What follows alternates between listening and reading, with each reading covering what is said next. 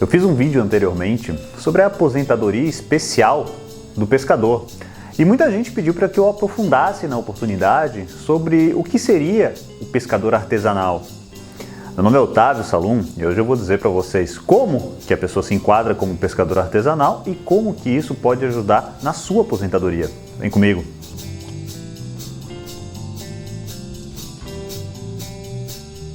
Eu vou trazer alguns conceitos para vocês. Eu sei que é meio chato esse negócio de ficar ali em conceito, artigo de lei e tal. Só que se vocês não entendem algumas expressões, daí eu penso que o vídeo no final não vai ficar legal, não vai ter passado a mensagem. Então não desista do vídeo, tá? Eu só vou trazer algumas coisas que eu penso que vai facilitar bastante. A primeira coisa que a gente precisa entender é o que é um segurado especial. Tá? Eu vou trazer a definição da lei. Para a lei, o produtor, o parceiro, o meeiro, o arrendatário e o pescador artesanal, bem como os respectivos cônjuges que exerçam suas atividades em regime de economia familiar sem empregados permanentes, contribuirão para a Seguridade Social mediante a aplicação de uma alíquota sobre o resultado da comercialização da produção e farão jus aos benefícios nos termos da lei.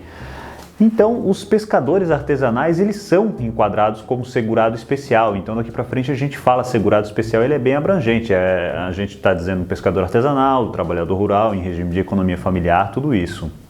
Mas o que seria esse tal de regime de economia familiar? Novamente, é importante que a gente entenda esse conceito, porque não é todo pescador que é considerado artesanal, são só algumas categorias, tá?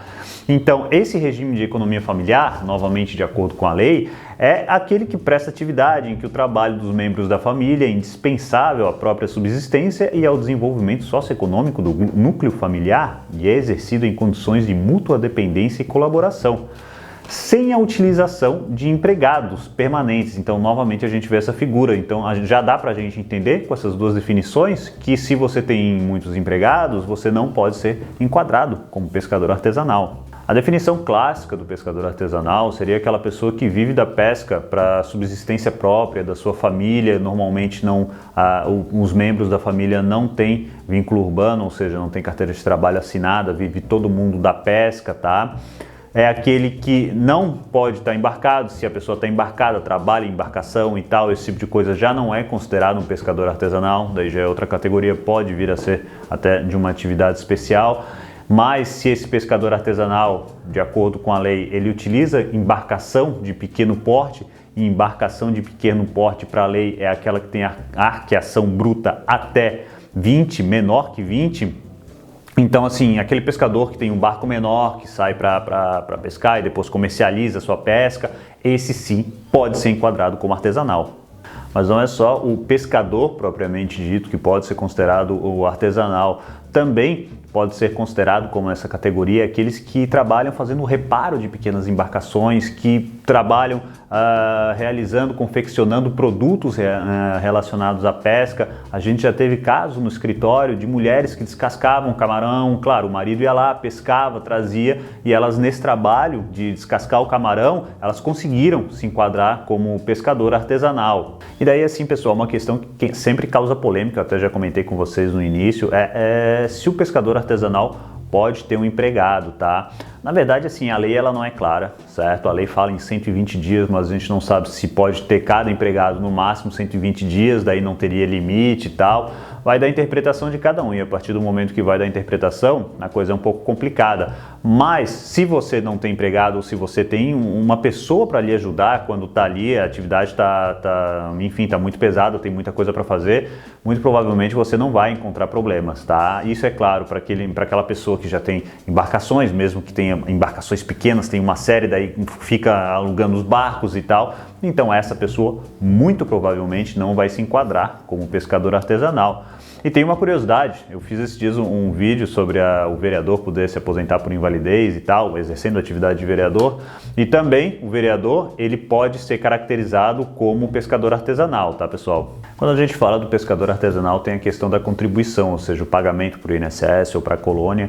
Essa é uma questão bem complexa, na verdade. Eu vou trazer alguns pontos, mas eu não vou conseguir esgotar o assunto no vídeo de hoje, porque senão o vídeo vai ficar muito longo. Mas se vocês tiverem interesse, fala para mim que daí eu faço um vídeo específico sobre isso. É que o troço é meio complexo, eu até achava que não deveria ser, né? Normalmente pescador artesanal, o pessoal mais simples e tal, daí eles fazem ainda para complicar a contribuição. Mas assim, ó, de maneira geral, o que eu vejo que dá muita confusão, pelo menos que chega para mim, é que assim, ó, às vezes o pessoal acha, poxa, eu estou pagando a colônia de pescadores e não estou pagando o INSS, tá tudo certo, vou pagar só a colônia e vou me aposentar, porque eu conheço um amigo meu que conseguiu. E de fato, é possível a pessoa não pagar eventualmente ou não ter pago, antigamente era mais fácil, né? Não ter pago o INSS, pagar só a colônia e conseguir se aposentar, a colônia fazer uma declaração e tal. Agora, hoje em dia está cada vez mais difícil e eu vejo que muitas vezes a pessoa já está lá perto de se aposentar, já está um pouco mais velha, sempre pagou a colônia e vai lá e pede a sua aposentadoria e o INSS nega. Fala um motivo, porque tinha algum parente e tal que estava trabalhando no serviço urbano ou simplesmente porque não se enquadrou. Então essa pessoa vai ter que voltar para o mercado de trabalho, vai ter que pagar o INSS, melhor dizendo, ou vai ficar sem aposentadoria. Para uma pessoa que já está ali com uma idade mais avançada é complicado, né?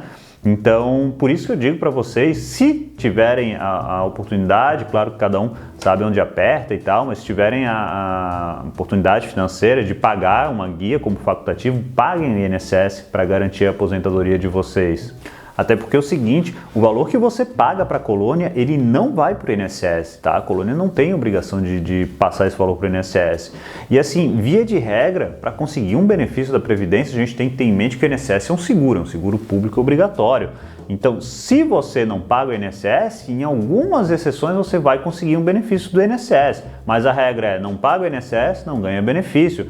Então, muitas vezes o pessoal paga a colônia achando que é a mesma coisa que pagar o INSS, e não é, até porque é muito mais barato, tá? E assim, só para encerrar essa parte, o fato de você pagar a colônia não quer dizer que você está enquadrado automaticamente como pescador artesanal. Uma pessoa que pesca de vez em quando e tal, ela muito provavelmente pagando a colônia vai aceitar, só que não necessariamente ela vai ser, vai ser enquadrado como pescador artesanal, porque ela não vive daquilo. Eventualmente um pescador que trabalha embarcado, um grande pescador, ele paga a colônia, mas não necessariamente ele vai ser enquadrado como pescador artesanal, porque ele tem a atividade dele com carteira assinada como pescador embarcado, como pescador profissional, que é diferente para a lei previdenciária do pescador artesanal. Tá, mas aí você deve estar se perguntando como eu faço para ser enquadrado como pescador artesanal? Bom, antigamente, basicamente, a gente pedia uma declaração da colônia, porque a colônia fazia tudo detalhado, enfim, já do grupo familiar, quem morava junto, tudo isso, a gente levava umas testemunhas no INSS, estava tudo certo. Hoje em dia não é mais assim. Dificilmente eles ouvem testemunhas, tá? Eles até ouvem, mas é raro. E normalmente, hoje, eles pedem para que a pessoa assine uma autodeclaração. Uma autodeclaração dizendo que é segurado, que é pescador artesanal. Daí você vai ter que preencher a ficha, tem várias coisas que eles preenchem e depois o INSS, claro, eles vão conferir as informações para ver se batem. Então, se essas informações da ficha, da autodeclaração que você faz, que eu vou deixar o link na descrição do vídeo, tá? Então, se essas informações baterem tal para o INSS, daí é o suficiente, você nem precisa mais apresentar muita prova. Salvo daí se eles pedirem, não, porque você declarou tal coisa e tal, então a gente quer que você comprove isso. E a partir de 2023 a pessoa vai ter que ter um cadastro específico, já é possível fazer esse cadastro, eu estou deixando também o link na descrição, tá? Qual que é a tendência? A tendência é que para ser enquadrado como pescador artesanal, para trabalhador rural em regime de economia familiar, tudo isso, a pessoa já tem que ter um cadastro prévio. Hoje em dia, por exemplo, para pedir um benefício assistencial, a pessoa normalmente tem que estar já cadastrada no CRAS, tudo isso. Essa é a tendência, que o governo já tem esses cadastros e é importante que, se você está nessa situação, você fique ligado, faça os cadastros necessários, porque daí isso vai facilitar bastante se você for pedir um auxílio-doença, uma aposentadoria, qualquer tipo de benefício, porque você já vai estar cadastrado. O governo, o INSS, já vai ter todos os seus dados, o que vai agilizar bastante na concessão do seu benefício.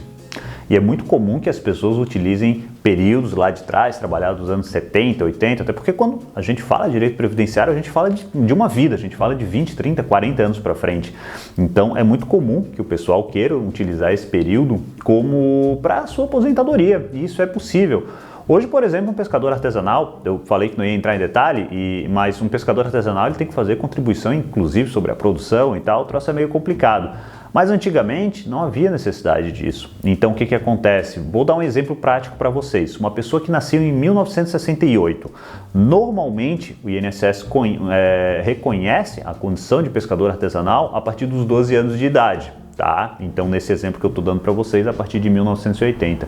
Eu já fiz até vídeo, tem decisões judiciais que reconhecem a pessoa antes dos 12, tá? Eu não vou entrar nisso para polemizar agora, porque no INSS é só a partir dos 12, certo? Então, eventualmente, essa pessoa trabalhou de 1980 até 1990 como pescador artesanal e teve o seu primeiro emprego urbano em 1991. Então, o que acontece? Para o INSS, se ela fizer autodeclaração, se ela tiver como comprovar, tiver tudo bonitinho, ela vai reconhecer de 1980 até o ano de 1990 como período de tempo de serviço. Então você vai ganhar 10, na verdade 11 anos nesse caso, né? Nesse exemplo, que com certeza vai ajudar muito na sua aposentadoria lá na frente. Você vai estar conseguindo reconhecer um período sem pagar, sem contribuição, que é uma grande vantagem.